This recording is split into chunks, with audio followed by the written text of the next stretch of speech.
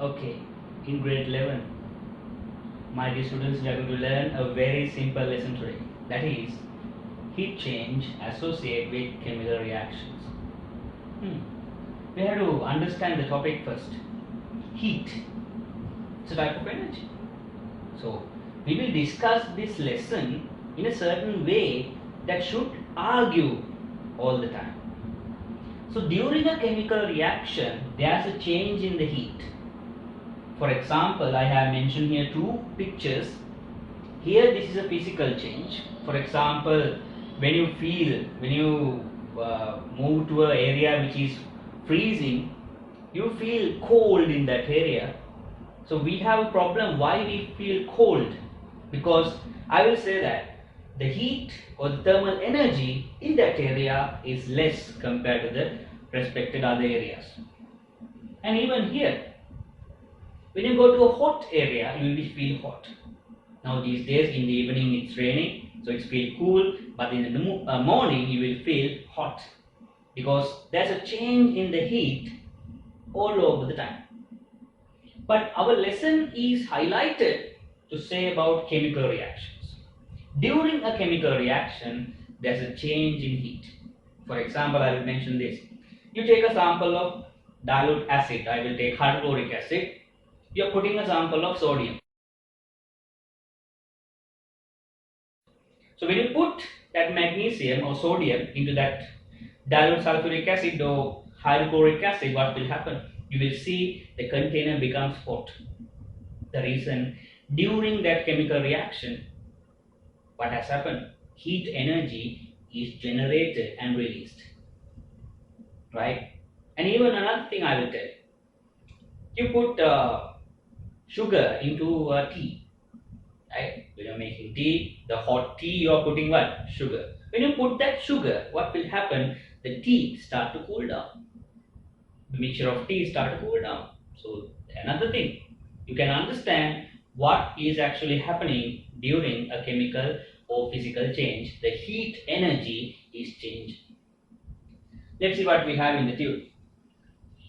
So in my tunes, usually we have a story mode part introducing the lesson like this. So she's there always in my tunes. So let's see what she's asking. Question: what is heat? She's asking what is heat.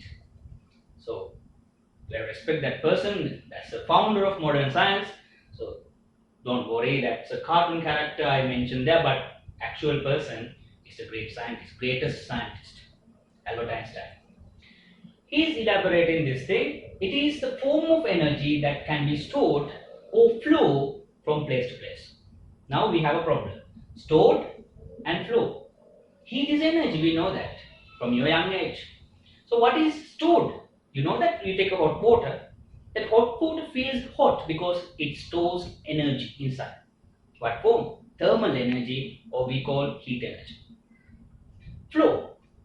For example, if you stay near a fire, you'll feel the heat of fire. Why? That heat can flow. So it's an energy that can be stored or either flow. Now, it's not the thing we have to discuss. Then, what is heat change? She's asking another question. Annoying, right? No, it's not annoying. That's we call logical thinking. So, if we say the heat is flowing, what will be the answer? It is the change of heat energy in two places. For example, from the hot area to yourself, towards you, heat is coming because there's a difference in the heat. Otherwise, you can't feel it. Right? So that means heat is changing by the flow or exchange of heat. So let's see what we have in the next problem. She's asking another question. Okay, now I have a problem. So she's having always problems. How chemical reactions cause heat energy to energy change to the environment, right? For that, we just can't just talk about that thing and just gossip about it. So we need to do an experiment. For to learn that, let us do some experiments and come into a conclusion. So let's see what we have here. This experiment we are doing now. So first check what we have. We are doing it in the mini laboratory. You know some experiments I have mentioned in the YouTube channel. So Like that, we are doing these experiments, two experiments in the same experiment. So we are doing this live here. We will understand what's actually happening. So first of all, we need to understand what is this experiment. Objective. Always in an experiment, there should be an objective. The objective is like this. Observe the change of temperature due to a physical change. What do you mean by that? When substance change physically, for example, ice cube melts or liquid water start to boil. Boil means vaporizing. Heat energy should be given. That means we can understand that there's a relationship between energy, the heat energy, and the change of physical state. So here what we are doing, we have two chemical substances, sodium chloride and sodium hydroxide. Simple chemicals we can find. Sodium chloride, nearly we can find that in the kitchen. It's common salt. And sodium hydroxide, caustic soda. What we are doing, we take them separately, same amounts, and we are dissolving that in water, because solid becomes aqueous. You learn in chemistry, when something in chemistry acid-based lesson, when something starts to dissolve, it goes from the solid state or liquid state to the aqueous state. If it dissolves in water, aqueous state, we call aqueous. AQ is the physical state only.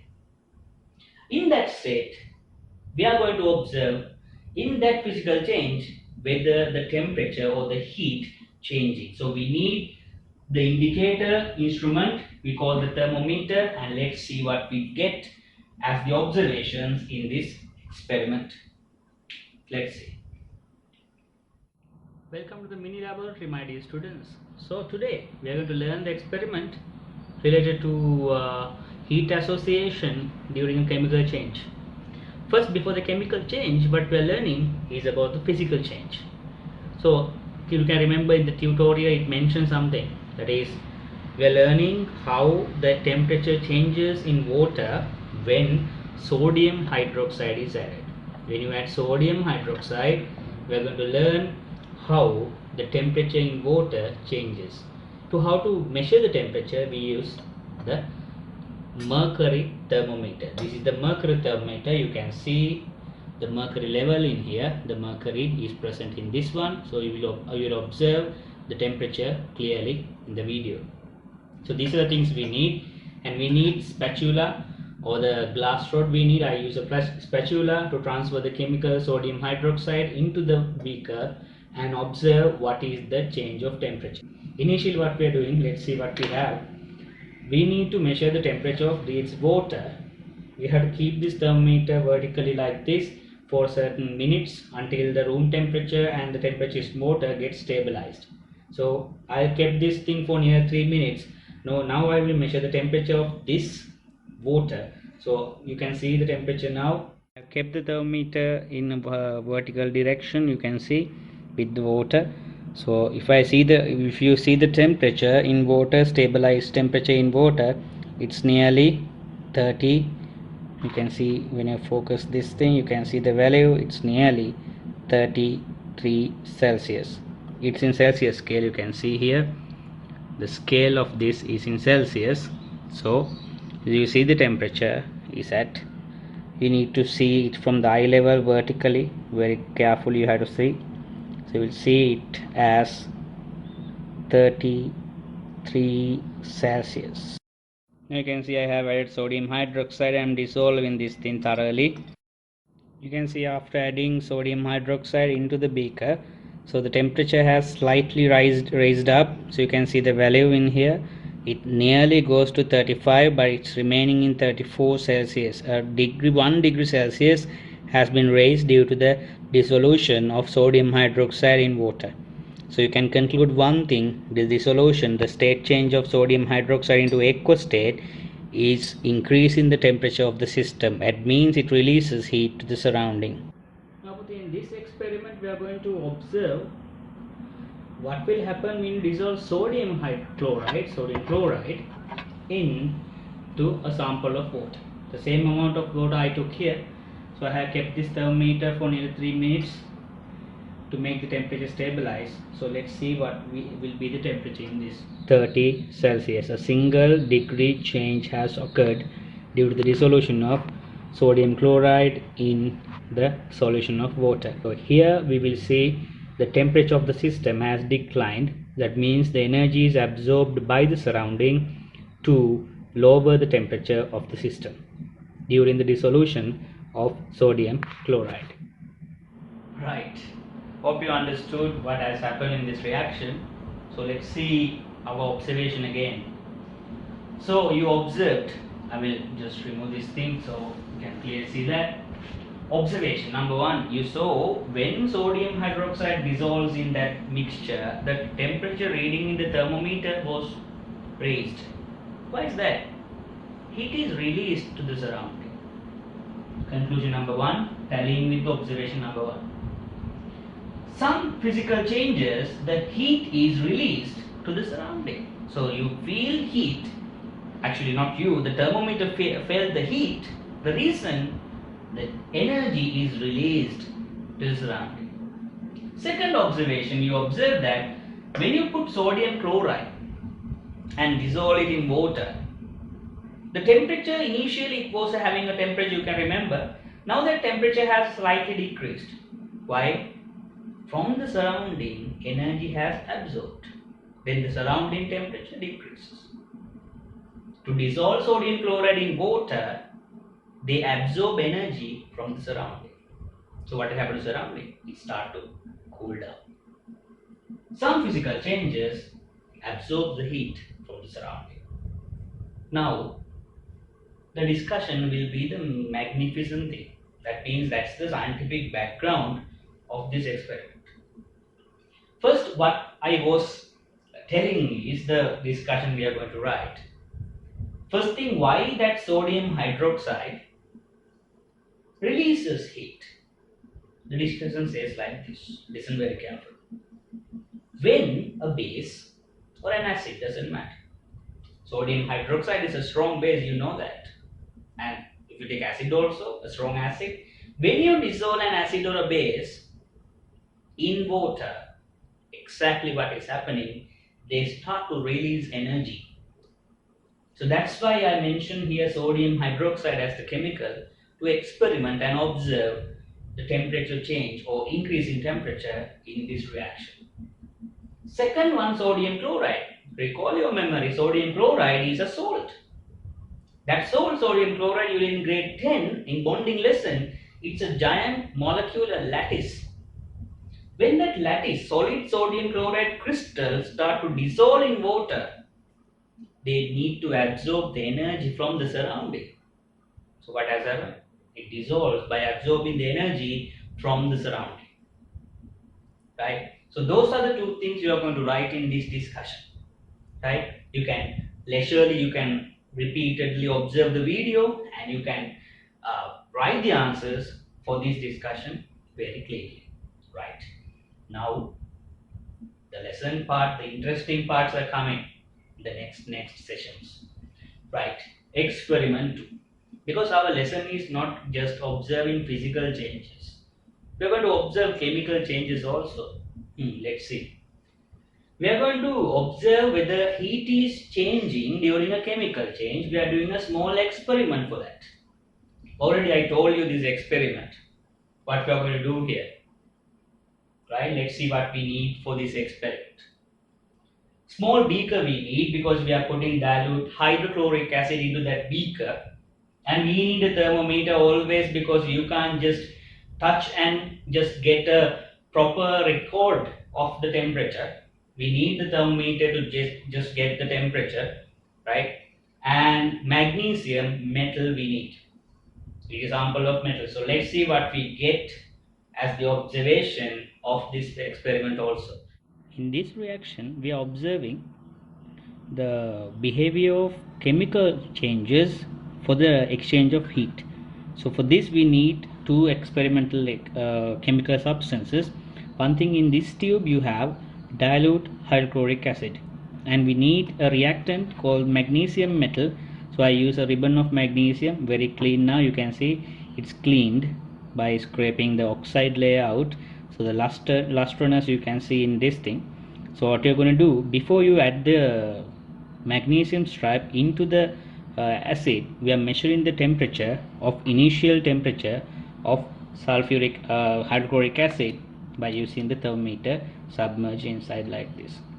Keep it for a few minutes to get the temperature stabilized. After those type of minutes, we have inserted the thermometer to measure the initial temperature of acid before you add the sample of magnesium stripe. Let's see the temperature reading now.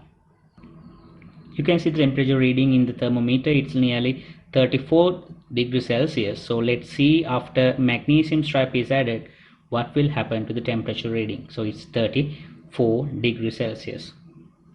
Now I'm adding the magnesium stripe inside the acid. You will see it reacts vigorously, releasing hydrogen bubbles inside, and we have to clean the magnesium ribbon to remove the oxide for efficient reaction. We let this reaction to occur for nearly 2-3 minutes. Then after that we insert the thermometer and see what will be the final temperature. Now I kept this thermometer nearly for 1 minute inside this reacting chamber of hydrochloric acid and magnesium stripe. So still it is reacting. You can see the bubble in the lower part.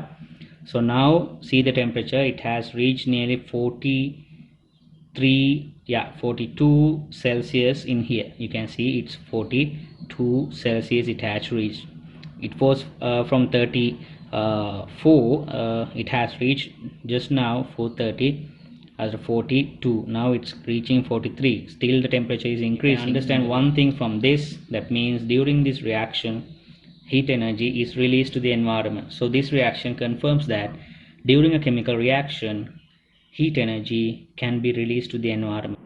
Right, see the reactions, right? So you observe that critical reaction, the container also got hot and the temperature was raised. So the observation is clear now. The temperature of the system has been increased. So now you know. You will tell me what is happening. Think about it. The temperature is released to the surrounding.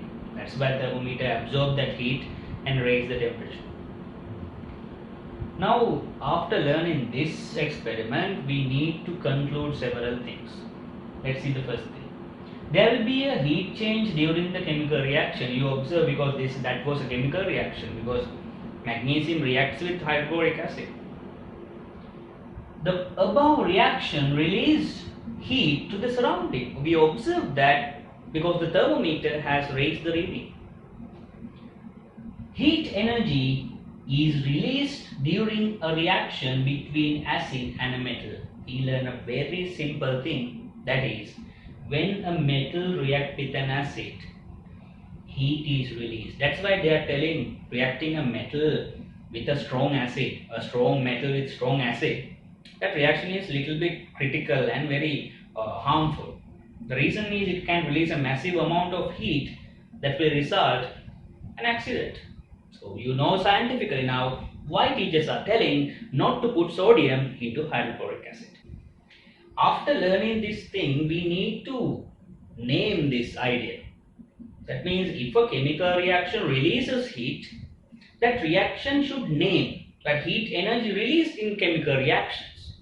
So that reaction should have adjective. See the new topic what we have.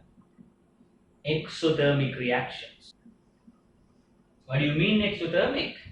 Exo means releasing, thermic means heat. If a chemical reaction releases heat, that reaction we call an exothermic reaction. Now the next thing. Heat is a quantity, it's an energy. So we have to measure it. During a chemical reaction, heat is released and we have to measure it. For measure it today, you always know that we need a unit. During a chemical reaction, the amount of energy that exchange, either release or absorb, because next part we are learning how the energy is absorbed, doesn't matter, absorbed or released, it's the energy, a quantity of energy that is measured by a special unit in chemistry, kilojoules per mole. Why moles? Reason today, if you take one small piece of magnesium and put into the acid, it releases a certain amount of heat.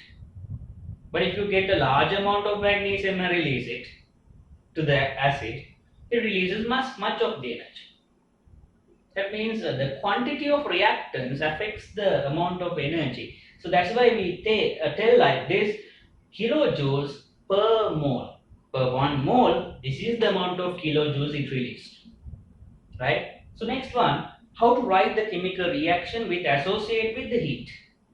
Normally we wrote the reaction like this. We don't have this part. Previously in grade 9, grade 10 you learned.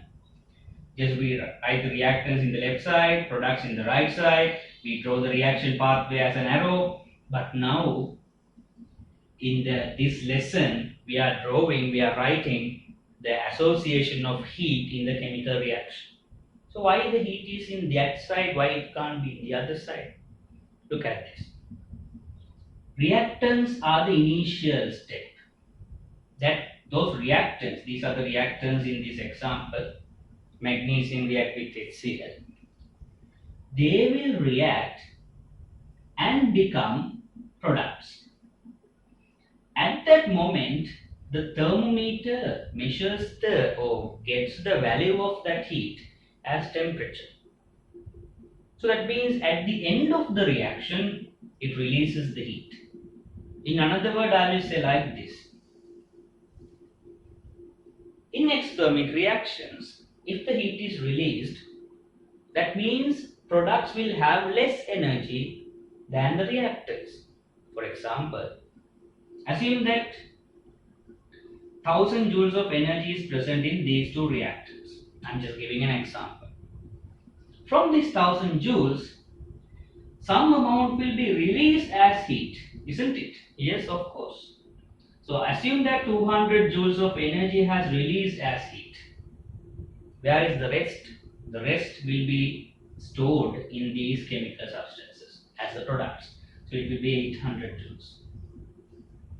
That means you can understand very clearly now, during an exothermic reaction, the reactants in the left side, they have a larger energy compared to the products in the right side. Simple thing. Can you understand this? So that means we can conclude one thing, that during a chemical reaction, heat is released and we call it an exothermic reaction. And that reaction, due to the reaction, the products are getting a lower energy than the reactants. Right, now we are reaching the next competency. That is, you can remember the first lesson, the first physics lesson in grade 10, motion, not loose motion, right? So we learned that when the object is moving, we illustrate the motion of an object with the time in a graph. Why we represent that in a graph? Because using the graph, we can get a massive idea about that motion of the object. Like that, here, the change of energy during the reaction, you are going to illustrate graphically. So that graphical illustration, we call it energy level diagram. We call it an energy level diagram. So what is this energy level diagram? Again, I am saying it is used to illustrate the energy change during the chemical reaction. So in your textbook also you have this diagram as an example here. So if you get this diagram, you have to understand what's the setup in this diagram. This axis is the energy axis. And you know now it's measured, especially remember the name, unit of the energy measurement, that is kilojoules per mole.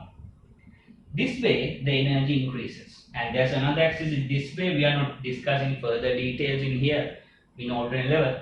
But just remember there's an axis to this direction, that's called the reaction pathway.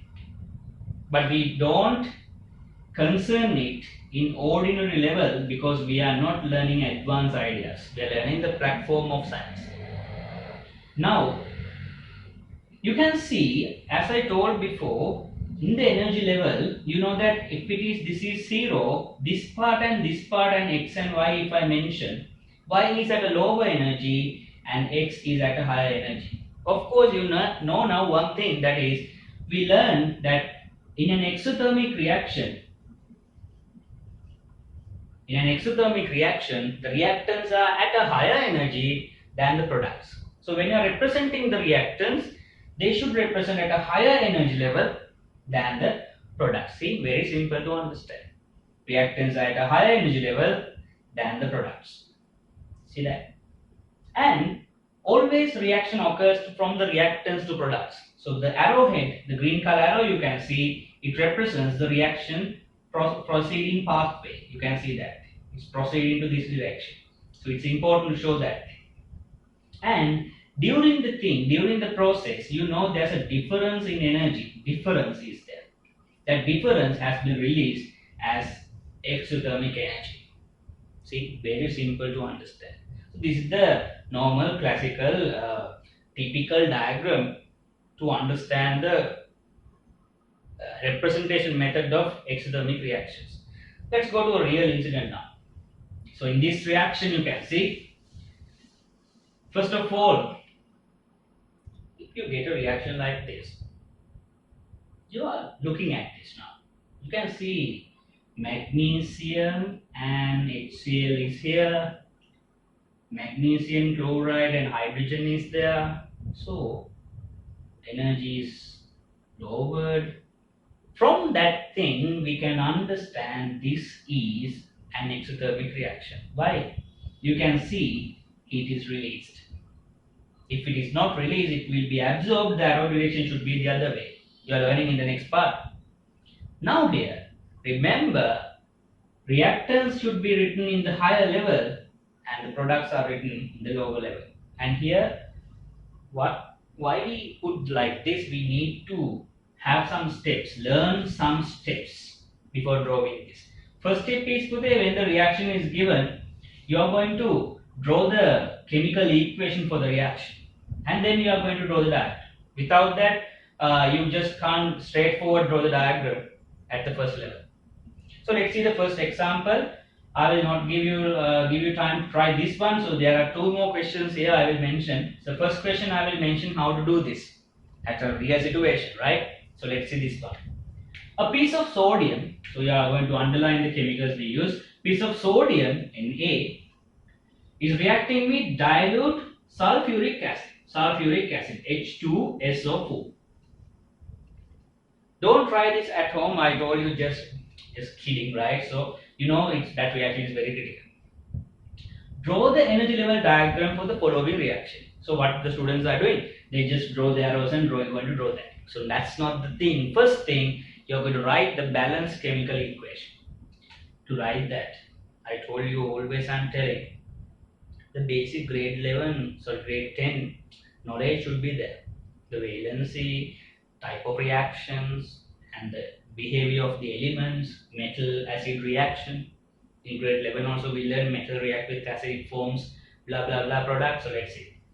So I hope you got the idea. You can just think about it. So I'm writing now, sodium is reacting with sulfuric acid. Now we have to understand one thing. I can remember what I told some friend in this. Metal with acid produce a gas. Think about it. That is hydrogen. Just rewrite it. Now the problem is 50% salt. Now the next one. Think about it. Hydrogen in here has gone as that hydrogen. The remaining substance is the cation sulfate. That cation sulfate should combine with sodium because sodium is a metal. You learn that it forms the anion. Are you sure? No, that's not the way. This is the anion and this is the cation. Think about it. So that's the way you are logically think. Sulfate is the anion because it is negative in charge. Metals are forming cations and it is positive in charge. Right? So the positive negative attraction is there. Electrostatic attraction, and we call it ionic bond. You have learned the basic ideas in grade 10. Now we are going to write that. So actually we are not going to write it straightforward. We need the valence numbers. Sodium valency 1, sulfate valency is 2. You need to remember this, right? So they exchange, you get Na2SO4. You can just write this very easily now. Na2SO4. Simple. Now we have the equation. So what we're going to do? We are going to draw the energy level diagram. So I will erase this part. So energy will be E, and unit you have to write, it's very essential, kilojoules. K is simple, right? And moles here, per mole, kilojoules per mole, cross the bracket. And now you will mark two levels like this. These two levels standing for the reactants and products. You know now in exothermic reaction, this reaction is exothermic because acid metal reactions are always exothermic. So if this is there, so the reactants will be at the top. So the reactants we are writing sodium plus sulfuric acid. Right. Products will be at the lower level, sodium sulfate plus hydrogen gas. And the arrowhead we draw downwards by reactants to products. It goes, and the other thing, energy is released. We can put E or energy we can write.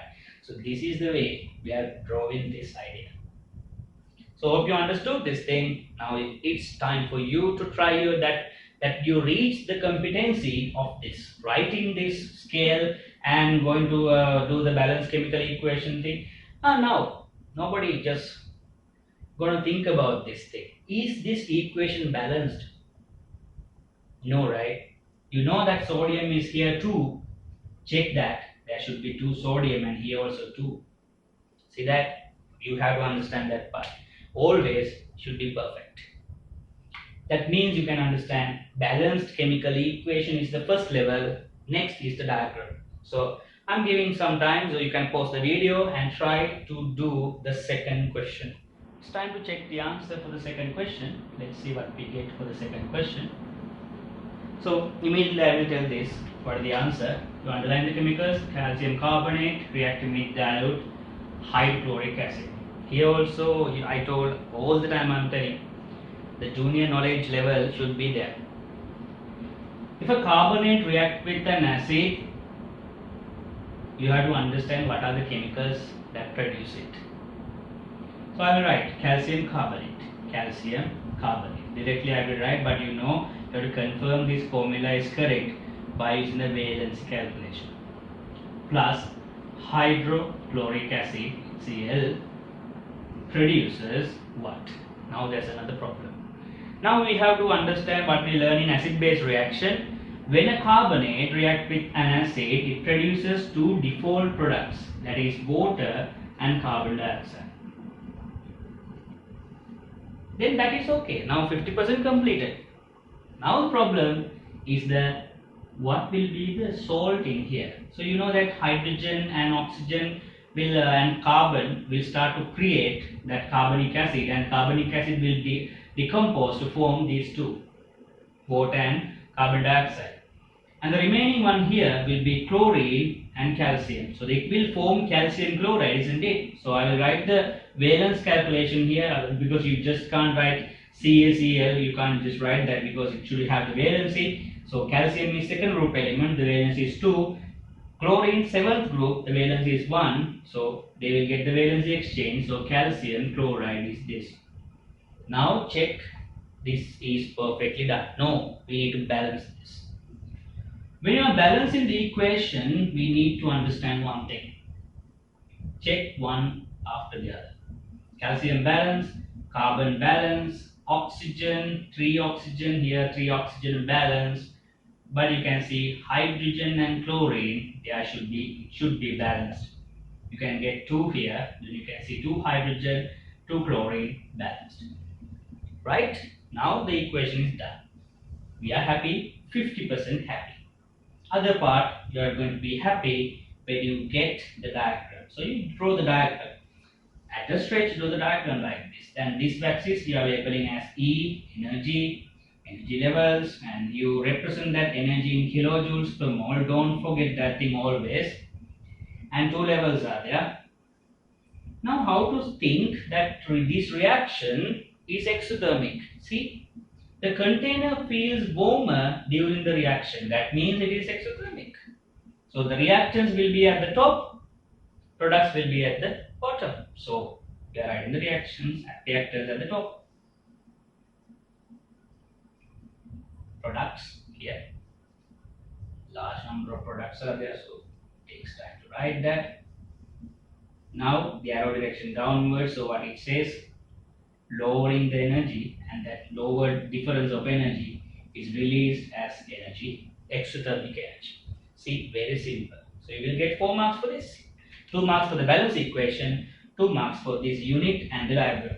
See that you can score 4 marks, and that's why I told you this lesson, if you learn properly, you have to learn all the lessons properly. But this lesson, if you learn properly and properly and properly, so you get the maximum marks, the full marks in the paper. Very simple lesson. So it's your chance to do the third question, right? You can try the third question here. You can pause the video and go to the third question. You can pause the video and try this question now. Now let's see question 3 here. So that question also put it. So I mentioned one of the questions in here. So every question has a new thing to learn. That's the way. So in this question, methane. This is an hydrocarbon. It's a hydrocarbon. You will learn more details about hydrocarbons in grade 11, third term. But just remember, in the Lewis structure, you learn about HCH4 Lewis structure. This is methane. When methane combusted with oxygen means burning with oxygen. So that's a reaction. Heating and burning is a reaction. So methane, CH4 plus oxygen, O2, will produce, I mentioned here the products because it's a little bit complicated one for you up to this stage. So it produce carbon dioxide and water. So this is the reaction. You can just check your answer. This is the reaction, and this is not the complete one, no 50% complete. The other 50% is balancing this thing. 4 hydrogen but 2 hydrogen here. If you put 2 here, see what will happen to oxygen. You have 1 carbon, okay with that. You have 2 oxygen and 2 oxygen. You should have 4 oxygen, but here only 2 oxygen. So what you put 2 here. So you can get neatly the balanced chemical equation. That's the first step. Second step, the diagram. How to say this reaction is exothermic? You can see that produce heat energy here, produce heat energy. The reaction is exothermic. In other words, if they are not telling that, even you can understand what is this reaction, because any hydrocarbon, when it burns, it releases heat. That's the exact thing. Always, that's why petrol, diesel, kerosene, oil, they are combustible hydrocarbons. They burn to release energy called heat. From the heat, we take several advantages by like motor engines, different turbines rotating with the steam, so many things. Now we have the 2 energy levels. So think about this. Exothermic, high energy level is in reactants. So I will put the reactants here, CH4 plus 2O2.